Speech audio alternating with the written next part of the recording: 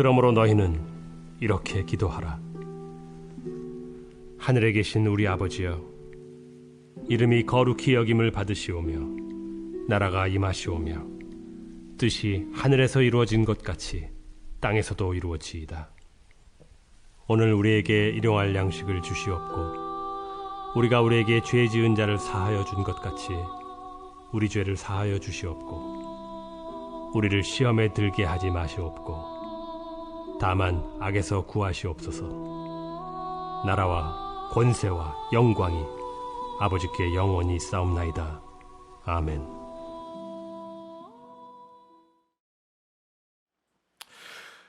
오늘 함께 나누게 될 말씀은 하늘에서와 같이 땅에서도 네 번째 말씀이고, 또 하늘에 계신 우리 아버지여 첫 번째 말씀이 되겠습니다. 9절 말씀을 보면 그러므로 너희는 이렇게 기도하라. 하늘에 계신 우리 아버지여, 이름이 거룩히 여김을 받으시오며.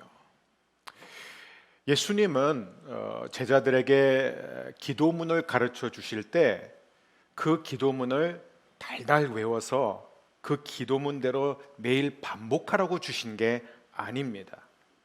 그러므로 너희는 이대로 기도하라라고 하시지 않으셨습니다.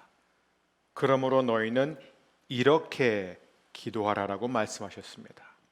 이 이렇게라는 원어는 후토스라는 단어인데요, 이와 같은 방식이라는 뜻을 갖고 있습니다. 즉, 주 기도문은 우리가 하나님 앞에 드리는 기도를 대신하는 기도문이 아닙니다. 그래서 어떤 분은 이 주기도문만 하루 종일 반복하면 그게 하나님이 가장 기뻐하는 기도다라고 생각할 수 있는데 사실은 아니죠. 그래서 우리 예수님은 주기도문을 가르치시기 전에 바로 그 앞절 8절에서 중언부언하지 말라, 무의미하게 계속 반복하지 말라라고 미리 말씀해 주십니다. 자, 그렇다면 우리는 주기도문을 어떻게 이해해야 할까요? 여러분, 주기도문은 하나님이 우리에게 허락하신 그 은혜의 바다를 향해 뛰어 들어가는 다이빙 보드 같은 거예요. 다이빙 보드에서 뛰어서 그 바다 안으로 들어가는 것입니다. 우리를 정말 사랑하신 그 하나님의 마음 속으로, 그 하나님의 그 생각 속으로, 그 하나님 아버지와 진정한 친밀함을 누리고 깊은 대화를 누릴 수 있는 그 은혜 바다 속으로 우리를 던져주는 하나의 발판 같은 것입니다. 도약대입니다. 그게 주기도문이에요. 그래서 주기도문은 우리의 기도의 출발점이어야 합니다. 주기도문을 드림으로써 우리가 기도가 끝나는 것이 아니라 그 주기도문을 통해 하늘에 계신 충만하신 그 하나님 아버지를 향해 날아가는 발사대와 같은 거예요. 독수리와 같이 비상하면서 하나님 향해 날아가는 그것을 도우는 게 바로 주기도문입니다. 그러므로 너희는 이와 같이 in this manner 기도하라라는 것은 주기도문을 그대로 외우고 반복하라는 것이 아니라 주기도문의 정신, 주기도문의 패턴, 그 형식을 따라 우리가 기도해야 한다. 그래서 우리는 더 이상 별 생각 없이 하루에 한 번, 하루에 세 번, 하루에 10번 주기도문을 외우면 된다라고 생각하지 말고 이 주기도문을 하나님의 더 깊은 임재 속으로 들어가는 발사대로, 도약대로 생각한다면 여러분, 우리가 주기도문을 하면 할수록 새로운 은혜, 새로운 회복이 임할 줄 믿습니다. 그게 바로 주기도문의 능력입니다. 그런데 오늘 우리가 이제 이 9절 말씀, 즉 주기도문의 시작 부분을 보게 될 텐데요, 보는 순서는 이 헬라어 원문의 순서를 따라가겠습니다. 왜? 그래야 주님이 강조하시는 것이 무엇인지 우리가 알 수 있기 때문입니다. 그래서 우리나라 말로 읽게 되면은 하늘에 계신 우리 아버지요 이렇게 시작돼요. 근데 원어로 보게 되면은 아버지여 우리의 하늘에 계신, 이렇게 되어 있습니다. 그래서 먼저 우리는 아버지여, 파테르라는 이 표현이 가장 먼저 등장합니다. 이 아버지여. 왜 예수님께서는 이 기도문의 첫 마디를 아버지여라고 하도록 가르쳐 주셨을까?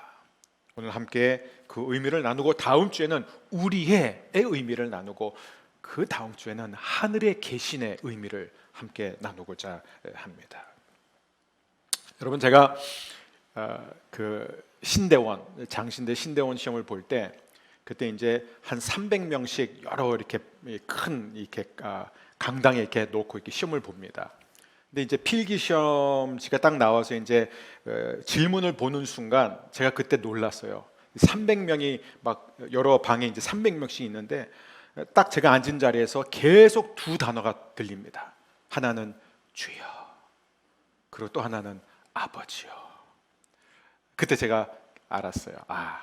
우리 그리스도인들이 모일 때, 우리 예수 믿는 사람들이 예배할 때 가장 많이 쓰는 단어는, 그러니까 본능적으로 나오는 단어는 뭐냐? 주여와 아버지여예요. 아버지. 근데 우리가 그냥 늘 아버지 하나님, 하나님 아버지 이렇게 하다 보면 굉장히 별 생각 없이 그냥 습관적으로 그렇게 부르기가 쉽습니다. 우리가 하나님을 향해 아버지라고 부르는 것을 너무나 당연하게 생각하죠. 그런데 우리가 아버지라고 부르는 것이 얼마나 파격적인 것인지 잊을 수가 있습니다. 여러분, 혹시 자신의 기도 생활에 대해서 만족하는 분은 손 들지 마십시오.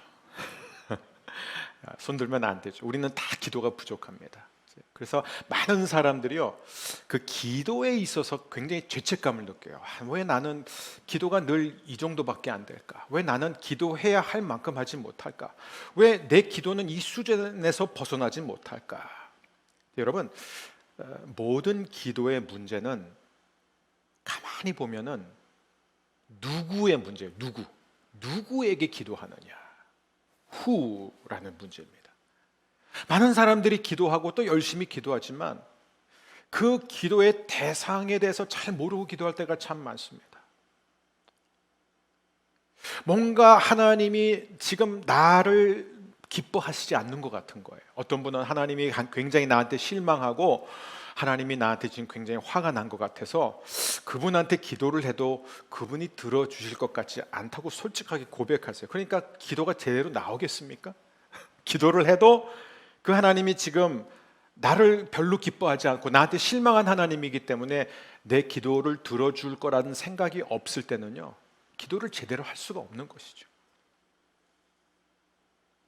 그래서 예수님께서 우리에게 가장 먼저 가르쳐 주신 이 기도를 여는 첫 단어가 바로 다름이 아닌 아버지여라는 것입니다. 아버지여, 너희는 이와 같이 기도해라. 아버지여. 제가 신학교 다닐 때 한 저명한 독일 신학자, 지금은 세상에 살지 않지만 이미 하나님 품으로 갔지만, 요하킴 예레미야스라는 독일 신약학자의 이 연구를 접한 적이 있습니다. 이 예레미야스는 구약 성경과 고대 유대의 모든 문헌들을 다 연구해서 인간이 하나님을 향해 아버지라고 부른 모든 경우를 다 추적한 겁니다. 근데 놀라운 발견을 하게 됩니다. 이 구약과 이 유대교 문서들을 보게 되면은 인간이 개인적으로나 집단적으로 하나님을 향해 아버지라고 부른 첫 케이스가 10세기라는 거예요. 주후 10세기. 그러니까 10세기 이전에는 어떤 사람도 집단적으로도 하나님을 향해 아버지라고 부른 적이 단 한 번도 없었다는 것입니다. 의외예요. 왜냐하면 우리가 구약 성경을 이렇게 보게 되면 이 아버지라는 표현이 굉장히 자주 등장하지 않습니까? 그리고 우리는 이 구약을 읽을 때 이스라엘은 하나님의 아들, 하나님의 자녀, 하나님의 장자, 이런 표현을 자주 접하게 됩니다. 대표적으로 출애굽기 이 4장에 보면 하나님이 이제 모세를 통해서 뭐라고 바로에게 말씀하시느냐. 출애굽기 4장 22절, 23절 우리 큰 목소리로 함께 읽겠습니다. 너는 바로에게 이르기를 여호와의 말씀에 이스라엘은 내 아들 내 장자라. 내가 내게 이르기를 내 아들을 보내주어 나를 섬기게 하라 하여도 내가 보내주기를 거절하니 내가 내 아들 내 장자를 죽이리라 하셨다 하라 하시니라. 그러니까 여러분, 이 구약 시대의 이스라엘 백성들은 너무나 자연스럽게 자신들이 하나님의 아들이라고 믿었습니다. 그게 그들의 정체성이었습니다. 근데 여러분, 그럼에도 불구하고 어떤 경우에도 한 개인이 또 한 집단이 그 하나님을 향해 아버지라고 부르지는 못했다는 것입니다. 부를 수가 없었던 거예요. 그런 관계가 아니었다는 것입니다. 그런데 이 예수님의 기도를 보면 참 놀라운 점을 발견하게 됩니다. 이 예레미야스가 보니까 이 복음서에 기록된 예수님의 모든 기도는 예외 없이 하나님을 향할 때 아버지라고 부른다는 거예요. 아버지. 예외가 한 번이었다는 거예요. 한 번. 딱 한 번 예외가 있었는데 그게 바로 십자가에서 엘리 엘리 라마 사박다니, 하나님 나의 하나님 어찌하여 나를 버리셨나이까. 죄를 지고 저주를 받고 돌아가시는 그때에는 하나님과 단절된 것이에요.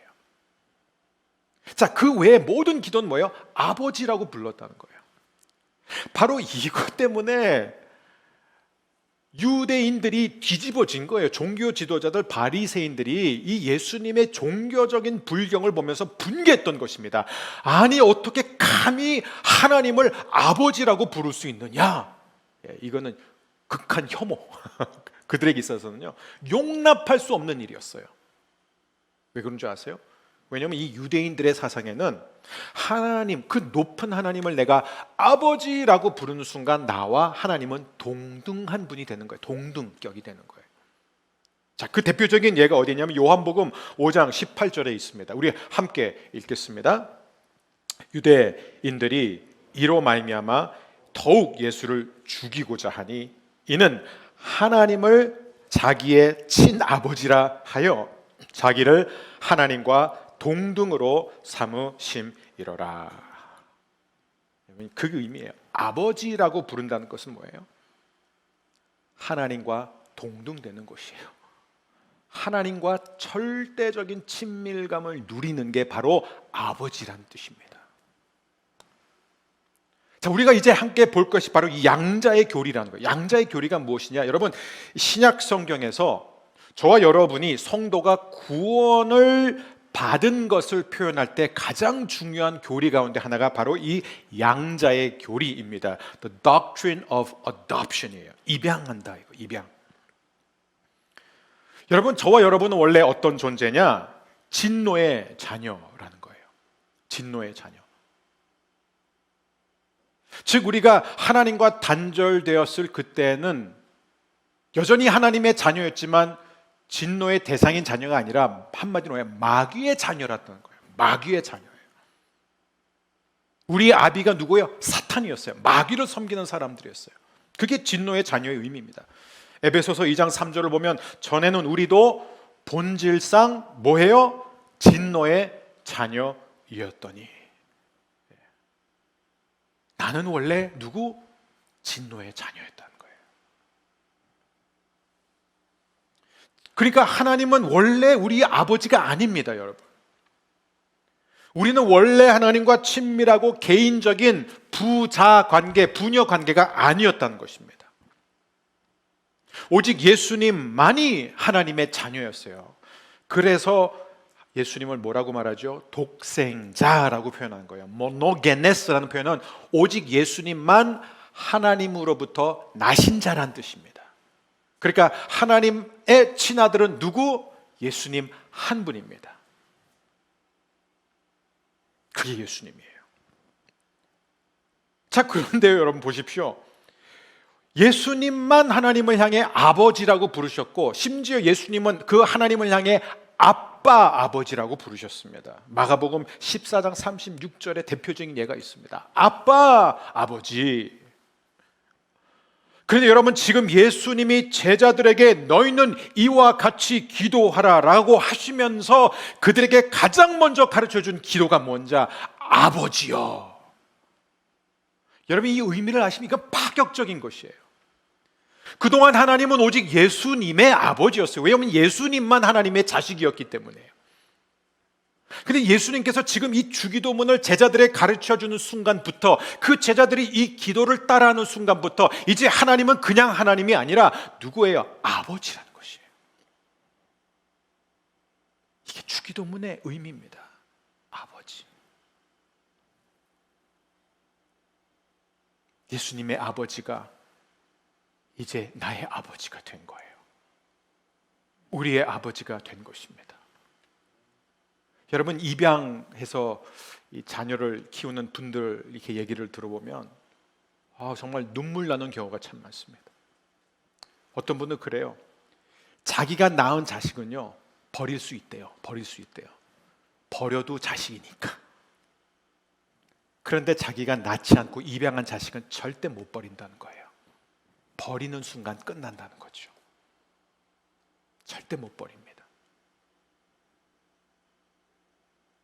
이는 단지 누군가를 버림받은 부모에게 버림받은 어떤 아이를 데려다가 그 아이를 입양해서 키우면서 얘야, 너 이제부터 나 엄마라고 불러도 돼. 내가 네 아빠야. 아빠라고 불러도 돼. 그거 이상이에요.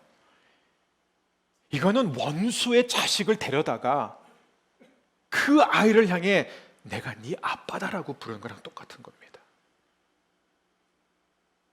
본질상 진노의 자녀였던, 원수 마귀의 자녀였던 저와 여러분을 하나님이 우리를 데려다가 뭐라고 그러냐면 아빠라고 불러. 나는 네 아빠야. 여러분, 이게 주기도문의 파격적인 교훈이에요. 진리예요.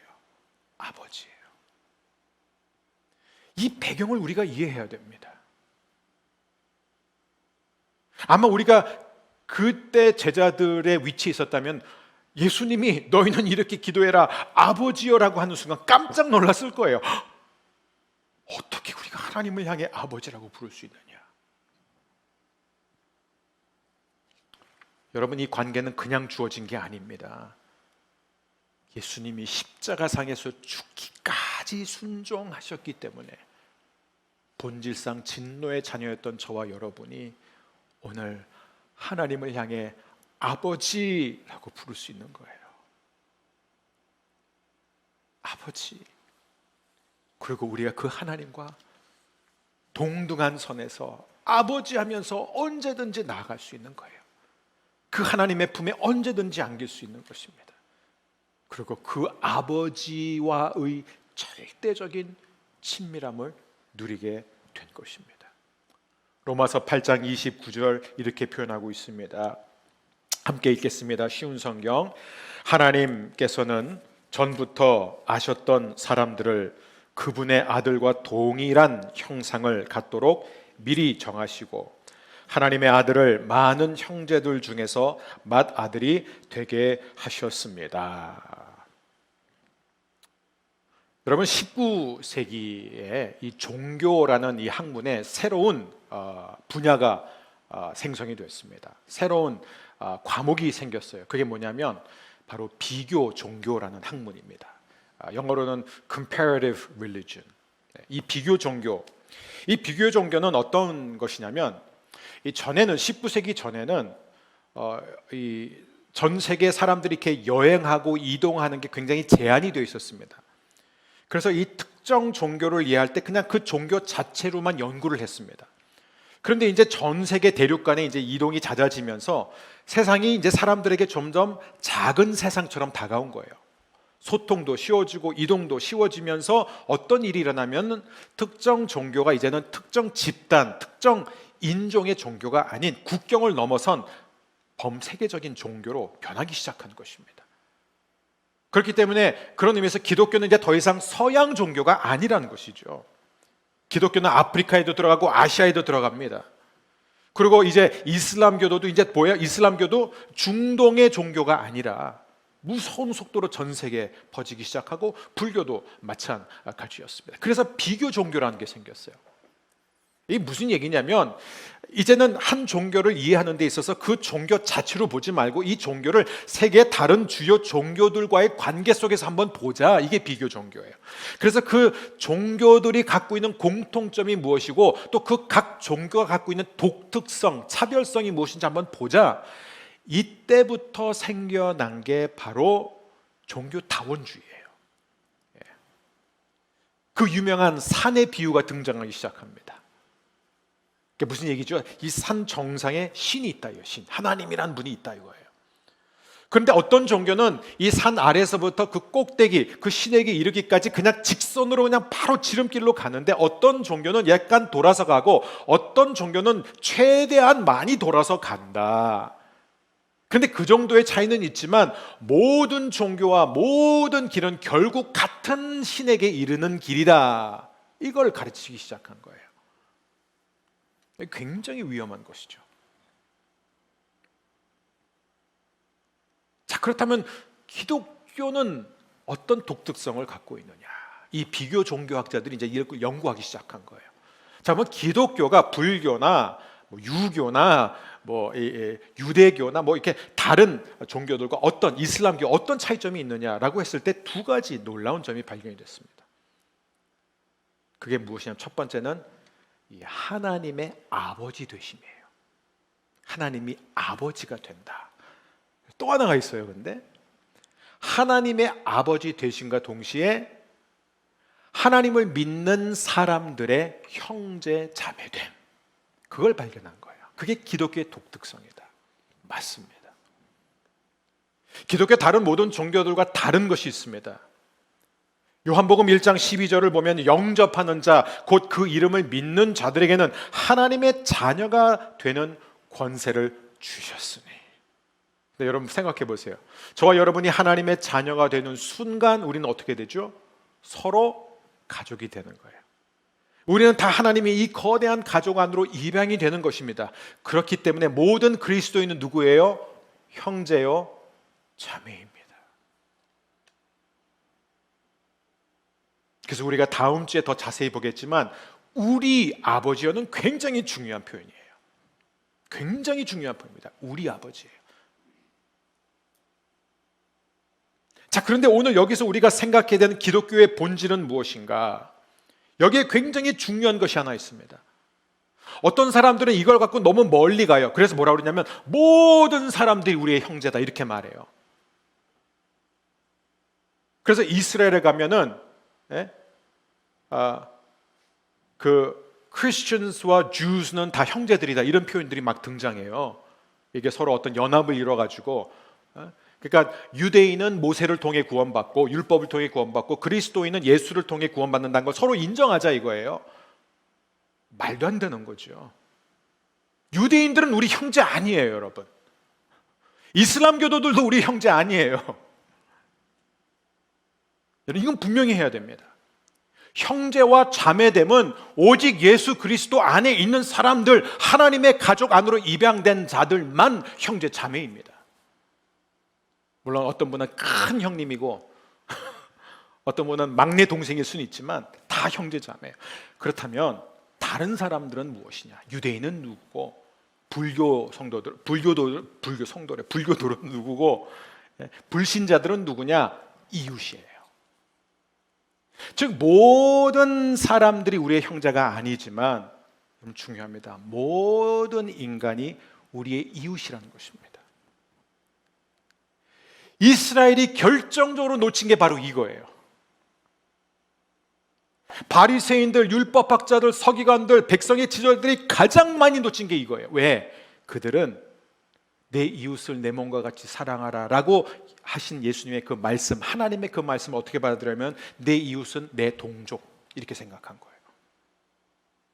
같은 유대인, 같은 지파, 같은 가문, 내 식구.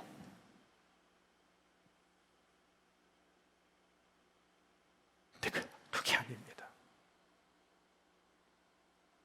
우리가 하나님을 향해 아버지여라고 부를 때 여러분, 우리는 예수님께서 우리에게 가르쳐 주신 선한 사마리아인의 비유를 기억해야 됩니다. 왜 가르쳐 주셨을까? 중요합니다. 한 유대인이 여리고로 향하는 길목에 강도들을 만나 다 빼앗기고 매 맞아서 죽어가고 있습니다. 누가 그 옆을 지나갔습니까? 동족 유대인, 그것도 둘 다 뭐예요? 지도자였습니다. 레위인, 제사장. 그런데 이들은 보고도 지나쳤어요. 세 번째 온 사람이 누구예요? 사마리아인이에요. 그 사마리아인은 이 사람의 모든 상처를 기름으로 발라주고 그를 안아 가장 가까운 여관으로 데려가서 거기에 눕히고 주인에게 말하기를 내가 모든 비용을 지불할 테니까, 모자르면 내가 다시 올 때 그것까지 다 지불할 테니까 이 사람을 잘 보살펴달라고 부탁합니다. 예수님이 왜 이 말씀을 하셨는지 아세요? 율법학자가 물어봤습니다. 그 질문에 대한 대답이에요. 그 율법학자의 질문 뭐냐? 누가 내 이웃이냐 이거예요. Who is my neighbor? 이걸 물어본 거예요.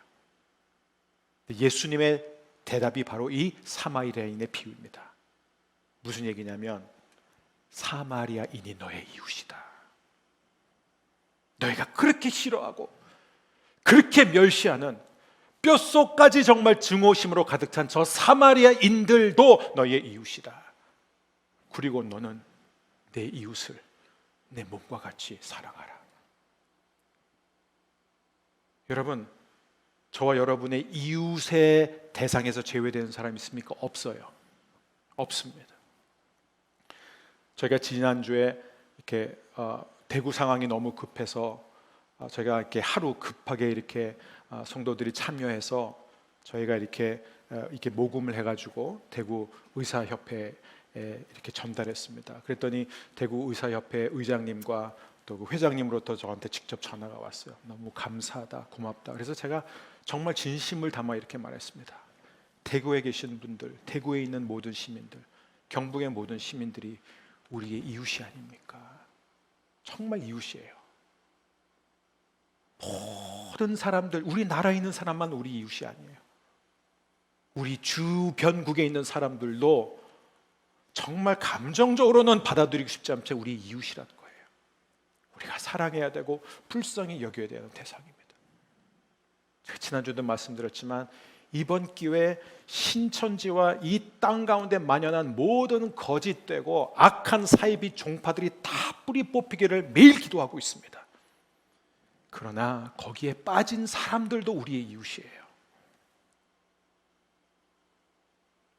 그래서 우리는 그들의 구원을 위해서 기도해야 됩니다. 사랑하는 우리 허브 교회 성도 여러분, 어떤 분들은 참 아버지라고 부르기가 힘들다고 그래요. 정말 제가 의외로 많아요, 그런 분들이.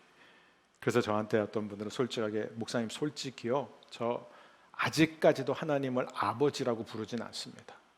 왜냐하면 아버지라고 부르는 순간 제 아버지가 생각이 나요. 어떤 목사님이 저한테 그래요. 자기는 어렸을 때부터 늘 술에 취해가지고 집에 돌아와서 어머니 패고 자기 패고 맨날 숨어 지내고 벌벌 떨면서 지냈던 그 기억 때문에 지금도 그 하나님을 아버지라고 부르면 온몸이 떨린대요. 그래서 자기가 목사라서 사람들 앞에서는 아버지라고 말하지만 자기는 기도할 때 절대로 아버지라고 안 부른다는 거예요. 목사님, 제 아버지는요 무능한 아버지였습니다. 그러니까 우리 하나님을 아버지라고 부르면 왠지 그분이 무능한 것 같아요. 제 아버지는 굉장히 책임감이 없었던 분이었어요. 그러니까 그 하나님을 아버지라고 부르는 순간 왠지 하나님이 책임감이 없을 것 같아요. 목사님, 저는요 아버지에 대한 기억이 없어요. 저희 아버지는 어렸을 때 그냥 나가셨거든요. 그러니까 하나님을 아버지라고 부르면 아무런 감동이 없는 거예요. 그래서 어떤 분은 저한테 솔직하게 저는요 차라리 삼촌이라고 부르는 게 좋겠어요. 저는 삼촌하고 가까웠거든요. 아니면 동네 아저씨라고 부르고. 그리고 정말 그 아버지에 대한 상처가 깊은 사람들은 어머니라고 부르고 싶다는 거예요. 어머니라고 부르는 게 더 편하다. 제가 미국에서 공부할 때 한 교수님은요 그가 쓴 모든 책에 하나님 어머니라고 썼어요.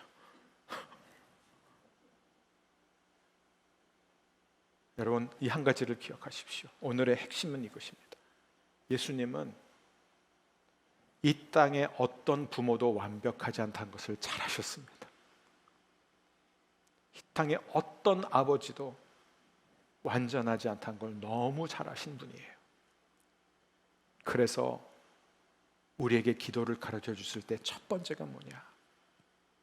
우리가 부르는 그 아버지는 내가 이 땅에서 경험한 고통스러운 상처를 가득 준 아버지가 아니라 우리의 아버지다 이거예요. 우리 모두의 아버지다. 그 아버지는 내가 땅에서 경험한 무능하고 무심하고 폭력적이고 책임감 없고 불완전한 아버지가 아니라 하늘에 계신 아버지다. 완전하신 아버지, 능력이 많으신 아버지, 우리를 사랑하고 또 사랑하시는 아버지. 저는 주의 이름으로 여러분 모두를 축복합니다.